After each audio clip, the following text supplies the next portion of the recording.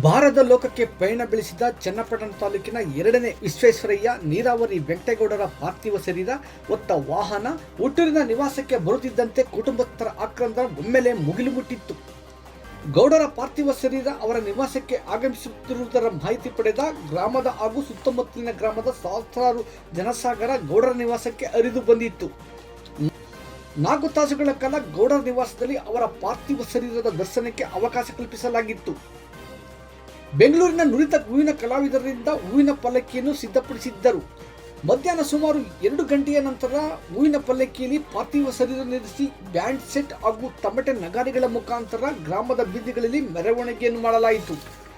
ಮೆರವಣಿಗೆಯಲ್ಲಿ ಹರಿದು ಬಂದ ಜನಸಾಗರದಲ್ಲಿ ಚಕ್ಕಲೂರು ರಸ್ತೆಯಲ್ಲಿರುವ ಗೌಡರ ತೋಟಕ್ಕೆ ಪಾರ್ಥಿವ ಶರೀರವನ್ನು ತೆಗೆದುಕೊಂಡು ಹೋಗಲಾಯಿತು.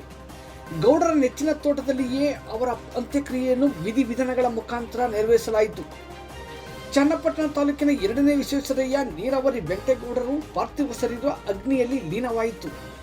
ಕಜಕಿಸ್ತಾನದಿಂದ ಗೌಡರ ಮೃತದೇಹ ಬರಿಮಾಡಿಕೊಳ್ಳುವ ಕ್ಷಣದಿಂದ ಗೌಡರ ಅಂತ್ಯಕ್ರಿಯೆಯವರೆಗೂ ಕ್ಷೇತ್ರದ ಶಾಸಕರಾದ ಸಿಪಿ ಯೋಗೇಶ್ವರ್ ಹಾಜರಿದ್ದು ಕಂಬನಿಗೆರೆದ್ದು ಅವರ ಋಣಕ್ಕೆ ಸಾಕ್ಷಿಯಾಗಿತ್ತು.